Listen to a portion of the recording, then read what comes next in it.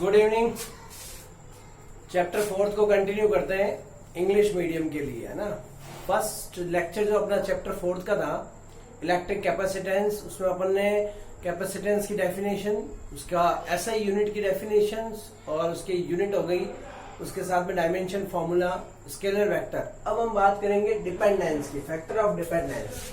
तो chapter number अपना चल रहा है चैप्टर नंबर 4 का पार्ट सेकंड है। ये आज हम पार्ट सेकंड की बात कर रहे हैं, कंटिन्यू कर रहे हैं उसको। और इसके अंदर अपन बात करेंगे फैक्टर ऑफ डिपेंडेंस। चल रहा है topic dependence factor, dependence factor. ये सी के डिपेंडेंस फैक्टर की अपन बात करेंगे, है ना। देखो वेरी इंपॉर्टेंट है कि for conductor Q directly proportional V होता है ना। Very simple, Q directly proportional to V, मतलब supplied charge directly proportional to increase in potential. So the further Q equals to CV, where C is constant, proportionality constant, and it's also called what? The capacity of conductor. C equals to Q upon V. This is a very important formula. So first of all important is that capacity of conductor. मैंने आपको बोला था proportionality constant. Never depend upon the neighboring physical quantity. Here capacity C does not depend upon, capacity C does not depend upon, अभी numerical की बात करेंगे, does not depend upon the supplied charge, does not depend upon the supplied charge, मतलब उसका amount, and increase in potential, increase in potential, very important बात है। ये Q और V पर डिपेंड नहीं कर रहा है, does not depend upon the Q and V, while it depend upon, while C depend upon। अब सवाल ये उठा है किस किस के ऊपर डिपेंड कर रहा है? Depend upon first size of conductor, size of conductor, conductor की साइज क्या है। Second shape of the conductor, आपने जो लिया उस कंडक्टर का शेप क्या है। अगर आप साइज को इंक्रीज कर दोगे देन द कैपेसिटी इंक्रीजेस। जैसे ग्लास है, ग्लास की जगह आप जग ले लीजिए। If you replace glass by a jug, then the capacity increases. That is due to increase in size, due to increase in shape, the capacity changes. Third one is the area of the conductor. If the area of conductor changes, then also capacity changes. Very important that fourth, presenting media, presence of medium, presence और type of medium। जो भी आपने medium इसके अंदर present किया है, die electric medium होगा। अगले लेक्चर में डिस्कस करेंगे आई इलेक्ट्रिक मीडियम जो आपने प्रेजेंट कर रहे हैं, दैट उसके ऊपर भी डिपेंड करता है। Fourth presence of another conductor, कोई और कंडक्टर आप ले आओगे तो उससे उसकी कैपेसिटी क्या होगी? चेंज हो जाएगी। Is that clear? ये आपका फैक्टर ऑफ डिपेंडेंस जो है वो कैपेसिटी के लिए कंप्लीट हो गया। अब इसकी कुछ स्पेशल प्रॉपर्टी है, स्पेशल कैरेक्टरिस्टिक्स जो है, स्पेशल प्रॉपर्टी या कैरेक्टरिस्टिक्स बोल सकते हैं, प्रॉपर्टी ऑफ सी। ये सी की और क्या खास बात है, सी और क्या क्या प्रॉपर्टीज इसके अंदर रखते हैं। देखो C is what? C is capacity to store the charge, to store electric charge. जब इसकी कैपेसिटी हो गई तो ये मैग्नीट्यूडिकल फिजिकल क्वांटिटी है, ओनली मैग्नीट्यूड। इसके अंदर ओनली क्या होता है? मैग्नीट्यूड होता है। प्रोपोर्शनली कांस्टेंट, ऑलवेज स्केलर होता है, मैंने बताया था ये एक स्केलर फिजिकल क्वांटिटी है। तो सी जो है एक कैपेसिटी है, और capacity never be zero, never be negative. तो वेरी इंपॉर्टेंट बात, C never be less than zero, मतलब नेगेटिव नहीं होगा, है ना। नेवर नेगेटिव, किसी भी चीज की कैपेसिटी नेगेटिव नहीं होगी, पहली बात, है ना। Second thing, C not equal to zero, never equal to क्या हो गया? ZERO, कैपेसिटी जीरो, मीन्स कोई मतलब ही नहीं रहा उस कंडक्टर का। Third one is that is conclusion, ये निकला C always be positive. You can increase decrease but always be greater than zero, it's always positive. Fourth, C capacity obey scalar addition law, scalar और algebraic addition law। ये algebraic addition law को क्या करेगा? obey करेगा। जो भी आपके algebraic के law है, addition law है, उनको obey करेगा। For an example, CS या CP कुछ भी लेंगे, C इक्वल्स टू जो होगा वो C1 plus C2 plus C3 so on हो सकता है। या 1/c equals to 1/c1 plus 1/c2 plus 1/c3 and so on हो सकता है। ये सब पॉसिबिलिटीज हो सकती है। ये आपके स्केलर एडिशन को क्या करेगा, ओबे करेगा। तो ये अपना सी से रिलेटेड जो टॉपिक है वो अपना कंप्लीट हो गया। एक न्यूमेरिकल एक ऐसे ही बात करता है, if the amount of supplied charge to a conductor is becomes double, then what effect on its capacity. अगर एक चार्ज को डबल कर दें तो उसकी कैपेसिटी पे क्या इफेक्ट होगा, ये अपन को देखना है। समझ गए? मतलब जो भी चार्ज है उसको अपन ने डबल कर दिया तो उसकी कैपेसिटी पे क्या इफेक्ट होगा, वो चीज अपन को यहाँ पे इस टॉपिक में डिस्कस करनी है। न्यूमेरिकल है, ये आपने नोट कर लिया होगा। बड़ी काम की चीज है, ये 5 पॉइंट है ना, आपको नोट करना चाहिए। Let the initial capacity of the conductor is C. Initially अपन मान लेंगे कि ये है, let the initial capacity, समझना, let the initial capacity of conductor is C and charge is Q and increase in potential, इसका जो potential है वो किसके इक्वल है, V से। then C इक्वल्स टू क्या होता है, Q अपॉन V। ये इनिशियली है, ये कौन सा हो गया, इनिशियली। अब फाइनली क्वेश्चन क्या कह रहा है, ये तो हो गया इनिशियली। अब क्वेश्चन बोल रहा है कि अगर हम चार्ज को डबल कर दें, if the amount of supplied charge to a conductor is double, then what happen. तो इफ चार्ज बिकम्स डबल्ड, अगर हम चार्ज को डबल कर दें, दैट इज Q क्या हो जाएगा, Q रिप्लेस बाई 2Q हो जाएगा। Since Q directly proportional V होता है तो आप ये करोगे, देन आप ये कह सकते हैं देयरफॉर, यहाँ पे ऐसे लिख दो, since Q directly proportional to V, therefore V जो है वो भी 2V हो जाएगा। अगर आप इसको डबल करोगे देन ये भी आपका क्या हो जाएगा, डबल। क्यों होगा भाई, बिकॉज दोनों डायरेक्टली प्रोपोर्शनल है। इसको करोगे डबल तो देन वो भी डबल हो जाएगा। तो देन न्यू कैपेसिटी जिसको अपन C डैश नाम ले रहे हैं, तो C डैश इक्वल्स टू ऊपर तो आएगा चार्ज डिवाइड बाय नीचे क्या आएगा, पोटेंशियल। बोलो इक्वेशन 1 से क्या हो जाएगा, 1 क्या इंप्लाइज करेगी, चार्ज क्या लिख रहे 2Q, या लिख दिया 2V। कैंसर, आंसर क्या हुआ, Q अपॉन V, और Q अपॉन V क्या है, C। इसका मतलब कैपेसिटी रिमेन सेम, और अनचेंज्ड। आपकी कैपेसिटी पे कोई फर्क नहीं पड़ा, अनचेंज है। इसका मतलब क्या हुआ कि आप इसको डबल करो तो भी कोई इफेक्ट नहीं करेगा। अगर इस क्वेश्चन में डबल की जगह आप कह दो नहीं, इसको हाफ कर दें तो भी आपका क्वेश्चन का आंसर वही रहेगा। आप इंक्रीज इन पोटेंशियल को हाफ कर दो, उसको डबल कर दो तो भी आपका आंसर वही रहेगा। तो ध्यान रखना, ये इंपॉर्टेंट बात होगी इसके अंदर कि QV का जो इफेक्ट है, क्योंकि डायरेक्टली प्रोपोर्शनल है ना, इसलिए इसका कोई इफेक्ट नहीं होगा। चलिए, ये टॉपिक आपको समझ में आ गया। अब अपन ग्राफ के द्वारा, with the help of graph, आप कैसे फाइंड आउट करोगे कैपेसिटी। तो इसको अब यहां से रफ कर रहे हैं। अच्छा टॉपिक था, कवर हो गया। चलिए कैरी करते हैं फर्दर। कैलकुलेशन ऑफ कैपेसिटी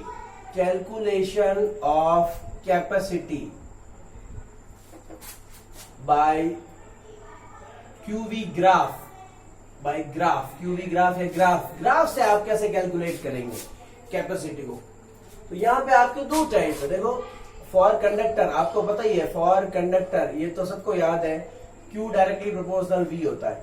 तो ये जो ग्राफ बनेगा, इसका जो ग्राफ आएगा वो कैसा आएगा, इसका जो ग्राफ का पैटर्न होगा वो आएगी straight line with constant slope. किसी भी प्रोपोर्शनलिटी का ग्राफ स्ट्रेट लाइन आता है और हमेशा उसमें जो स्लोप होता है वो क्या होता है, कांस्टेंट होता है। ये बात याद रखना, straight line with constant slope. इसके वापस यहाँ पे दो पार्टीशन हो गए, दो पार्ट करेंगे अब यहाँ, दोनों समझेंगे आप लोग। अगर मैं ग्राफ ऐसा ले लेता हूं, सपोज करो यहाँ पे मैंने जो वर्टिकल एक्सिस है उस पे Q ले लिया और जो हॉरिजॉन्टल एक्सिस है उस पे V ले लिया। वापस इधर मैंने क्या किया, यहाँ पे V ले लिया और यहाँ पे Q ले लिया, समझ रहे हो, Q V V Q।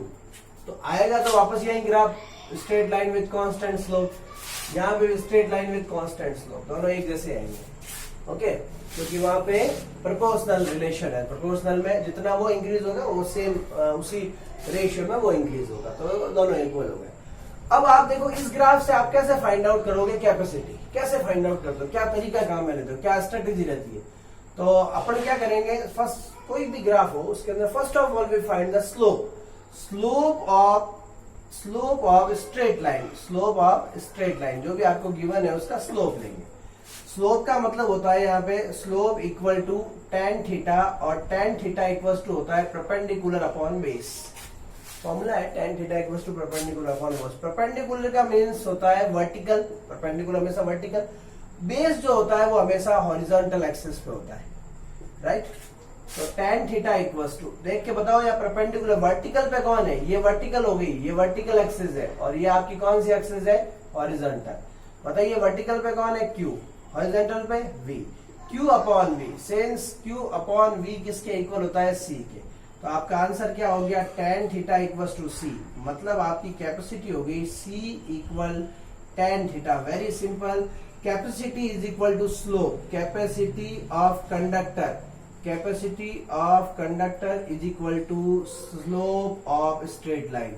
आपकी जो स्ट्रेट लाइन है उसके स्लोप के क्या हो गया, इक्वल हो गई कैपेसिटी। बड़ा इंटरेस्टिंग फॉर्मूला है, C इक्वल टू क्या हो गया, tan थीटा। थीटा से आप आराम से C निकाल सकते हैं ना।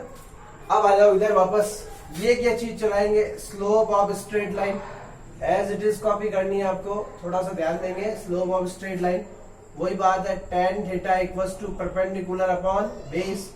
यस, कैरी करो, परपेंडिकुलर क्या हो जाएगा, this is the perpendicular, this is the base. अब आप देखोगे V अपॉन Q है, आपको C निकालना है, तो Q अपॉन V होना चाहिए।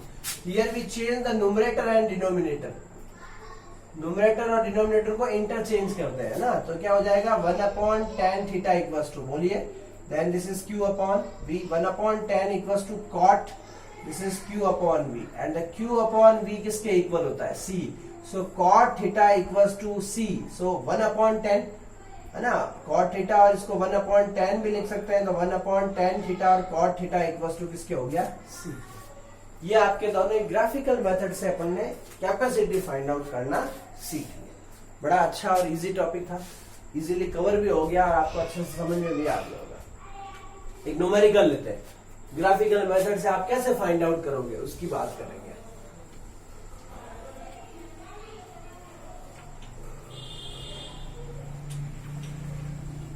कई कंपटीशन एग्जाम में भी ऐसे न्यूमेरिकल आ जाते हैं, तो वो भी आप कवर कर सकते हो इजीली, कोई बड़ी बात नहीं।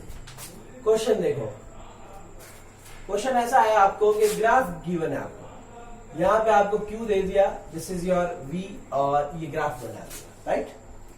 इस ग्राफ के अंदर इन्होंने लिख दिया यहाँ पे 45 degree, find the capacity of conductor, find capacity with the help of following graph.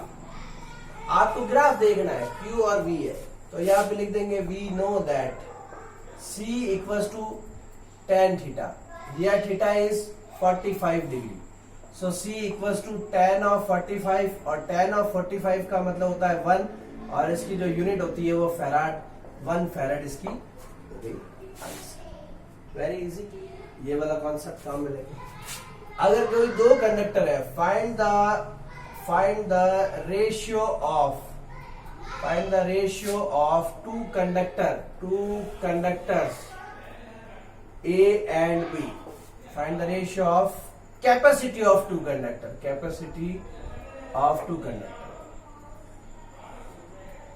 यहाँ पे Q, यहाँ पे V, ये आपको दे दिया, ये A, ये B। इसका एंगल आपको गिवन है 60 डिग्री और इसका एंगल गिवन है आपको 30 डिग्री। बड़ा अच्छा क्वेश्चन है, देखो 60 डिग्री और 30 डिग्री, और आपको इसका रेशियो फाइंड आउट करना है। मतलब आपको क्या फाइंड आउट करना है, CA upon CB find out करना है। हियर फ्रॉम QV ग्राफ, आपको जो QV ग्राफ है C इक्वल्स टू क्या होता है tan थीटा, राइट। ये कंडक्टर का ग्राफ, ये B conductor. Then CA upon CB equals to tan of theta A, मतलब angle of A line, straight line A, और angle of straight line B। Straight line A और B का angle क्या है बताओ यहाँ पे? तो यहाँ पे थीटा A जो है वो तो है 60 डिग्री और थीटा B जो है वो आपका 30 डिग्री। चाहो तो इसको रेडियन में भी लिख सकते हो। CA upon CB equal to ऊपर आ जाएगा tan ऑफ 60, नीचे आ जाएगा tan ऑफ 30। tan 60 की वैल्यू √3 होती है और tan 30 की वैल्यू होती है 1 अपॉन √3। ऊपर जाएगा √3 into √3 divide by 1। This is 3/1 और आंसर विल बी 3:1। आया समझ? बिल्कुल इजी। √3 इंटू √3 3 होता है, डिवाइड बाई 1 और 3/1, तो उसका रेशियो जो हो गया वो 3/1 हो गया। हमारा जो क्वेश्चन था ना, इसका आंसर हो गया 3:1 जो हमने इसमें फाइंड आउट किया। ओके, चलिए कंटिन्यू करें। एक न्यूमेरिकल और लेते हैं। कैपेसिटी से रिलेटेड ही होगा ताकि आपको कैपेसिटी पूरी कवर हो जाए कि क्या होता है। if the amount of supplied charge, एक कंडक्टर को अपन चार्ज सप्लाई कर रहे हैं, amount of supplied charge to a conductor is 100 microcoulomb and corresponding increase in its potential is 5 volt. Then find its capacity. आपको इसकी कैपेसिटी फाइंड आउट करनी। कैसे फाइंड आउट करोगे? क्या तरीका काम में लोगे? क्या स्ट्रेटेजी अपनाओगे आप? गिवन दैट, आपको जो गिवन है वो बोलो। सप्लाइड अमाउंट ऑफ चार्ज जो है वो 100 माइक्रोकूलम गिवन है। Micro is not a unit, it is a prefix for small units, है ना, for small. So this is 100 into 10 की power -6 coulomb is the SI unit of charge, and here volt is increase in potential is also, this is what here 5 volt. Volt is SI unit. Then you have to find the capacity of conductor. What is the formula of capacity of conductor? C equals to Q upon V. Yes, you can write 100 into 10 की power -6 divide by 5. Okay, 5 से इसको cut कर दो, 20 into 10 की power of -6, and this is what? Farad. Okay, so it can be written as microfarad. So the capacity of that conductor is 20 microfarad. Farad is a big unit, very big unit. So we generally use its small unit with some prefixes like micro, nano, pico, etc. So this is the capacity. Okay. Now further we find out capacitance of an isolated spherical conductor. ये आपने cover कर लिया, इसको note कर ले, screenshots ले ले।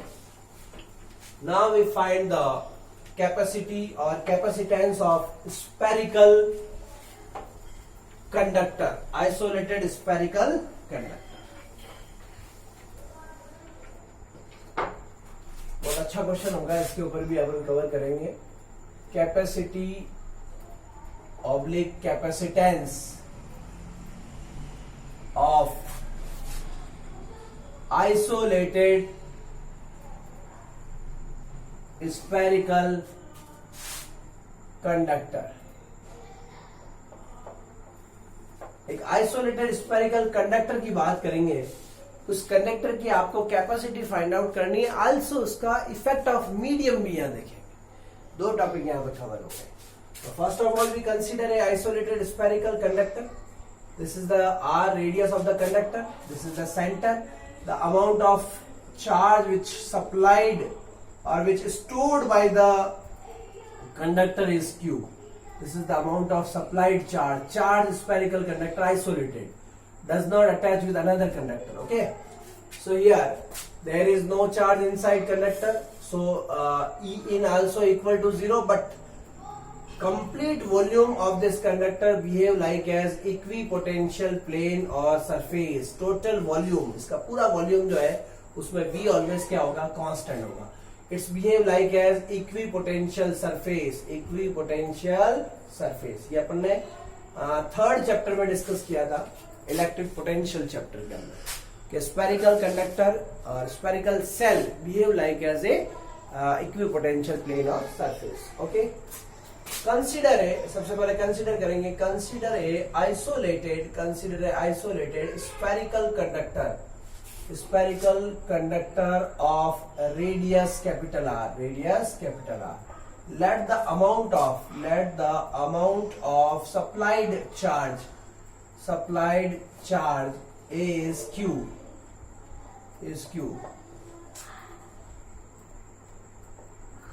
Okay. Now its capacity. We know that charge spherical conductor behave like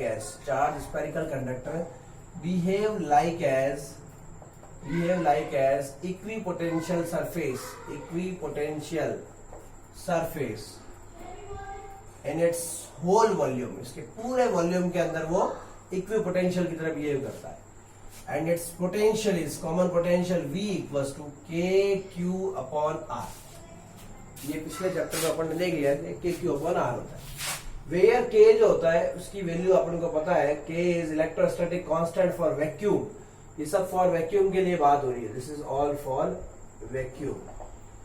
1/4πε0, and this is the 9 into 10 की power 9 Newton into meter square divided by Coulomb square, right? So V equal to, this is 1/4πε0, amount of supplied charge, R is the radius. Okay. Now its capacity. Capacity का formula पता ही आप लोगों को क्या होता है, C equal to Q upon V, right? Yes, carry on करो. C equal to Q upon V की वैल्यू के लिए क्या करेंगे, यूज इक्वेशन फर्स्ट को यूज करेंगे. चलो फटाफट यूज. 1/4πε0 Q upon R. देखो Q से Q क्या हो गया, कैंसल. तो C equal to 4πε0 R. ये पूरा के पूरा रिजल्ट ऊपर आ गया. ये आपकी कैपेसिटी हो गई, वेरी इंपॉर्टेंट हो गई. This is the capacity of isolated spherical conductor. Very important formula किसका, ये कैपेसिटी का. तो इक्वेशन नंबर सेकंड हो गई. ये बहुत इंपॉर्टेंट है. यहाँ पे इसकी वैल्यू आपके लिए इंपॉर्टेंट रहेगी. इसकी वैल्यू क्या पुटअप करनी है, ये एक्चुअली देखो, सिंस K इक्वल्स टू होता है 1/4πε0, so which implies 4πε0 is equal to 1/K और 1/9 इंटू 10 की पावर 9. तो इक्वेशन सेकंड को अपन ऐसे भी तो राइट कर सकते हैं, C इक्वल टू R, यहां लिख दिया मैंने 1/K into R. It can be written as R/K. For numerical problem अपन ये ज्यादा यूज करेंगे. ओके, तो साफ दिख रहा है इक्वेशन सेकंड क्या इंप्लाइज कर रही है कि C डायरेक्टली प्रोपोर्शनल किसके हो गया, R के. मतलब रेडियस पे डिपेंड कर रहा है. कैपेसिटी ऑफ स्फेरिकल कंडक्टर किस पे डिपेंड कर रहा है, रेडियस. अब देखो रेडियस पे डिपेंड करने से कुछ चीजें और हमारे क्लियर हो जाएंगी. CR और ये स्ट्रेट लाइन होगी. देखो रेडियस पे डिपेंड करने का मतलब, R डिपेंड का मतलब एक तो हो गया साइज, या आप लिख दोगे शेप, और यहाँ पे क्या हो गया, एरिया. ये किसके ऊपर डिपेंड कर रहा है, साफ बात होगी. R से साइज, शेप और एरिया डिसाइड होता है. Second, depend upon medium, depend upon nature of presenting media. जो प्रेजेंटिंग मीडियम है उसके ऊपर भी डिपेंड कर रहा है, क्योंकि ये बात हमने किसके लिए की है, फॉर वैक्यूम. ये सब वैक्यूम के लिए. ये वैल्यू भी किसके लिए है, ये सब हमने किसके लिए निकाली, वैक्यूम के लिए. अब हम वैक्यूम को रिप्लेस करेंगे मीडियम से, तो क्या इफेक्ट होगा if vacuum is replace by a medium. ये तो हमने यहाँ जनरल बात की है, सब फाइंड आउट कर ली फॉर वैक्यूम के. अब देखेंगे इफेक्ट ऑफ मीडियम. यहाँ पे हम लोग समझ लो, ये एक तरह से इफेक्ट ऑफ मीडियम भी देखना है हमारे को, कि इस पे मीडियम का क्या इफेक्ट होता है ना, क्या चेंजेस आएंगे वो भी देख लेते हैं. इसको रफ कर रहा हूं मैं, इसी को कंटिन्यू करूंगा, स्पेशल केस लगाऊंगा. टॉपिक यही रहेगा, उसके अंदर स्पेशल केस लगेगा, है ना. तो ये रफ कर रहा हूं मैं, फिर बाद में आगे पूरा कंप्लीट करेंगे इसको.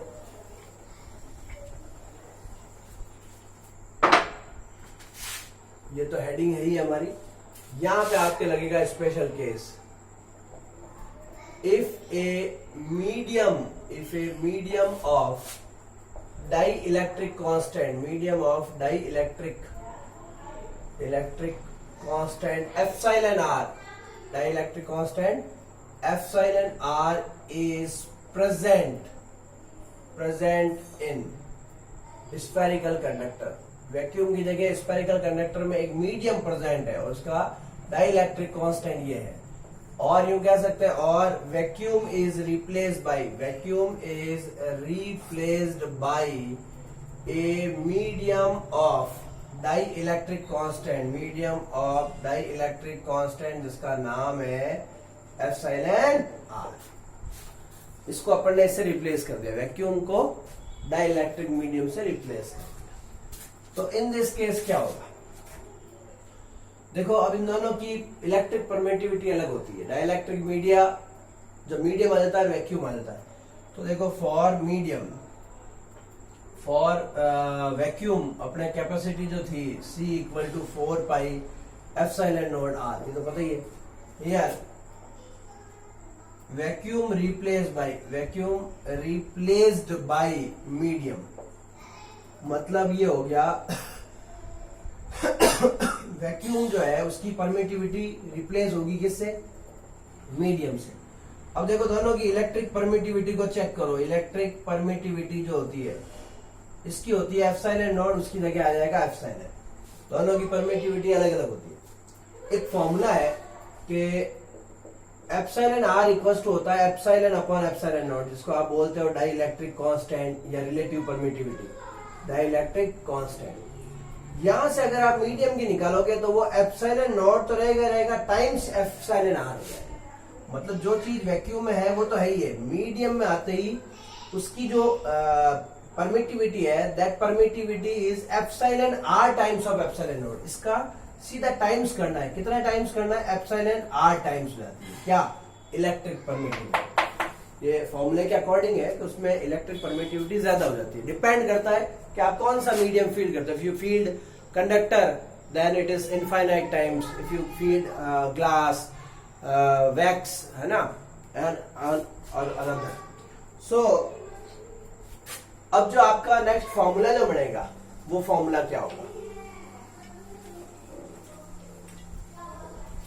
सो the formula is equation 1 C of medium 4 pi epsilon naught तो है times epsilon R into radius R. हो गया ना मीडियम का इफेक्ट, कैपेसिटी चेंज होगी. देखो दिख रहा है आपको कैपेसिटी चेंजेस. इक्वेशन नंबर क्या हो गई, सेकंड. इस इक्वेशन सेकंड को ही वापस ऐसे लिख रहे हैं 2/1. तो C of medium divide by C 4 pi epsilon naught epsilon R R 4 pi epsilon naught R. R से आर कैंसल, ये आपके 4 pi epsilon naught cancel. CM upon C equals to epsilon R. ये एक डेफिनेशन भी बन गई कि इन दोनों का रेशियो जो है वो डाइलेक्ट्रिक कांस्टेंट के इक्वल होता है ना. This is the definition of dielectric constant in terms of capacity. और इस इक्वेशन थर्ड को और ऐसे लिखो कि C for medium is epsilon R times of C of vacuum. इसका कंक्लूजन ये निकला, इंप्लाइज ये कर रहा है, that is capacity in case of medium is epsilon R times of capacity in vacuum. That is capacity increases by filling medium. आप उसके अंदर कोई मीडियम फील्ड करोगे तो कैपेसिटी क्या होगी, इंक्रीज. साफ दिख रहा है कि CM ग्रेटर देन C है. कितने टाइम्स है, एप्सिलॉन आर टाइम्स ग्रेटर है. तो क्या हो गया, मीडियम का क्या इफेक्ट हुआ, effect of medium increases the capacity. Effect of medium क्या करता है, increases the capacity. Capacitance increases. Capacitance को क्या करता है, increases. साइज का इफेक्ट, शेप का इफेक्ट, रेडियस मतलब एरिया का इफेक्ट, और देन क्या हो गया, मीडियम का इफेक्ट. और कोई और कंडक्टर लाएंगे तो भी उसकी कैपेसिटी क्या होगी, चेंज हो जाएगी. तो ये आपका इफेक्ट हो गया मीडियम का. ये हमारा एक और टॉपिक जो है वो कंप्लीट हो गया. अब आप देखो ये स्फेरिकल कंडक्टर है. अभी देखेंगे इलेक्ट्रिक मीडिया कौन सा होता है, स्फेरिकल कंडक्टर है. स्फेरिकल चीज देखो तो स्पेरिकल कंडक्टर तो हमारी एक अर्थ भी स्पेरिकल कंडक्टर है, earth is a conductor and also if we assume if earth is assumed like a spherical conductor then find its capacity. अगर हम अर्थ को assume कर लें, if we assume, है ना, अर्थ is like a conductor, spherical conductor, then what is its capacity, उसकी capacity क्या होगी. तो अब अपना जो न्यूमेरिकल है वो उसी पे फोकस करेगा. इसको रफ कर रहा हूं मैं. अच्छा टॉपिक था, पूरा कंप्लीट कवर हो गया. अपन ने मीडियम का इफेक्ट, सब कुछ इफेक्ट देख लिया, कैपेसिटी फाइंड आउट करना सीख लिया. सबसे इंपॉर्टेंट बात तो ये. चलिए क्वेश्चन है, फाइंड द